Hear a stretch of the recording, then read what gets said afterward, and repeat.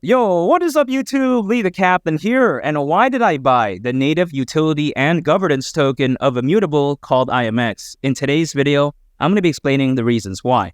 And a major reason why I even decided to acquire IMX in the first place is due to the fact that Immutable simply has rock solid, that's what she said, fundamentals. If we take a look at Immutable, what is it, right? It is a layer 2 scaling solution that provides an NFT infrastructure on Ethereum.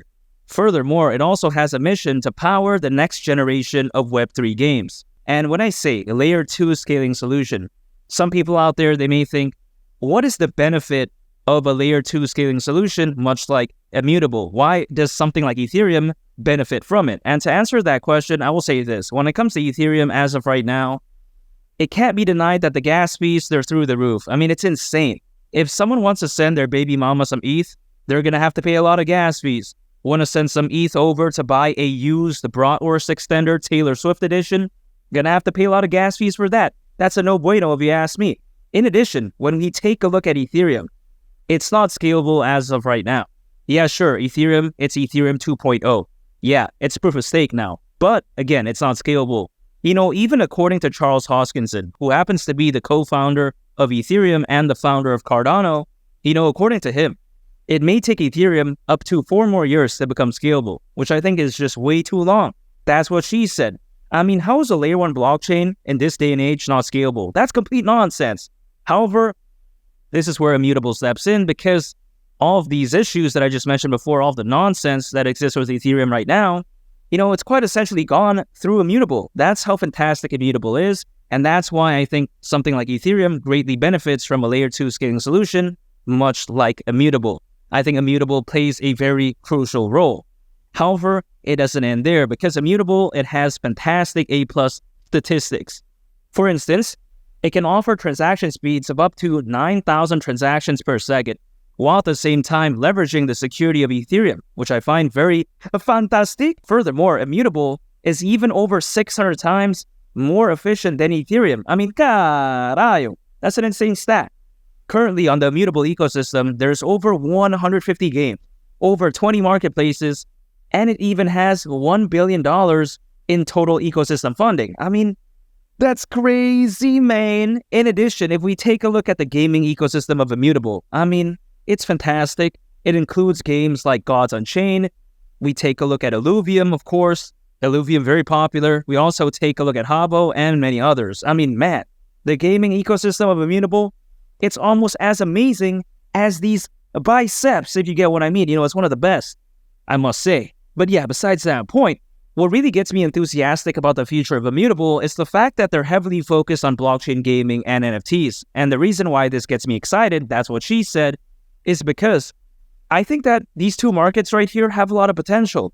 As a matter of fact, according to Grandview Research, the NFT market is expected to be worth over $211 billion over the next 6 years. Also, according to Grandview Research, the blockchain gaming market by 2030 is expected to be worth over $300 billion.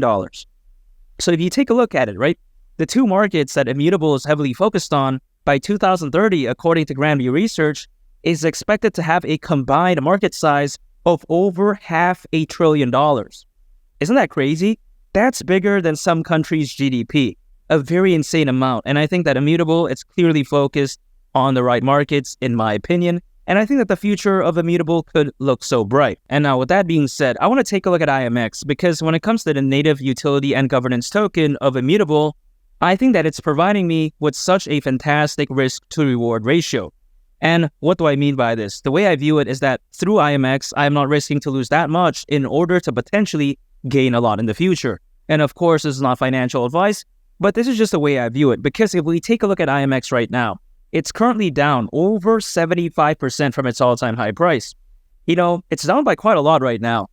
And I actually think this is a good thing because by me taking a look at something like this, the way I view it is that the room for potential downside is not as great as its potential upside.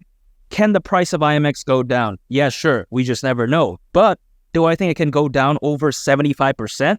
I don't think so. Yeah, sure. It may be down over 75% from its all-time high price, but I think the probability of it going, down over 75% in price from where it is right here, right now, I think it's extremely slim. When it comes to IMX, I think if anything, it's much closer to a bottom than it is a top. So when I see something this amazing, yet this low in price, how can I not buy it? At least that's the way I take a look at it. And now, of course, am I just randomly dumping all in when it comes to IMX? That is not the case whatsoever. What I am doing is I am dollar cost averaging. So anytime I earn any sort of income, I set aside some for IMX. I am accumulating IMX on a set schedule on a consistent basis, and I'm ignoring what happens to the price in the next 2 hours, 2 days, next week. I could care less about that because I'm not a day trader. I don't swing trade. I don't use leverage. I don't do any of that type of nonsense whatsoever because a lot of friends that I know that do that, they get absolutely wrecked. They get cooked.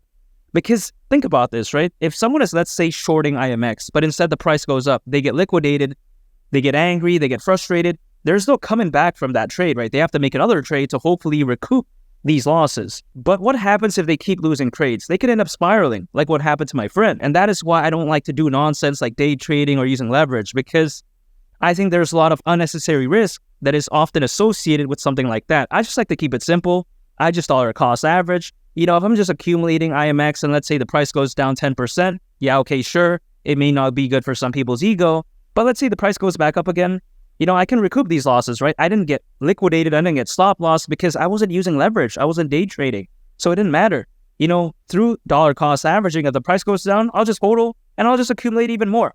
And through dollar cost averaging, quite essentially, I don't miss out on the dips because I'm not going all in. I still have the ammo, so to speak, to keep accumulating, but I don't miss out on the pumps either, right? Let's say the price does pump. Okay, then great. I was hodling anyways. My portfolio went up. I wasn't day trading. I'm not focusing on charts, looking when to short, when to long. I'm not doing that. I just like to keep it simple through dollar cost averaging. And by doing so, I think that I'm preparing myself for the next bull run in such a fantastic way. And speaking of the next bull run, if you want to know my price prediction for IMX during the next bull run, make sure to go ahead and click on this thumbnail right here. It's a very fantastic video, and I think you all would really love it. It's been Lee the Captain, and I'll catch you all on the next one. I'm out. Peace. Bye.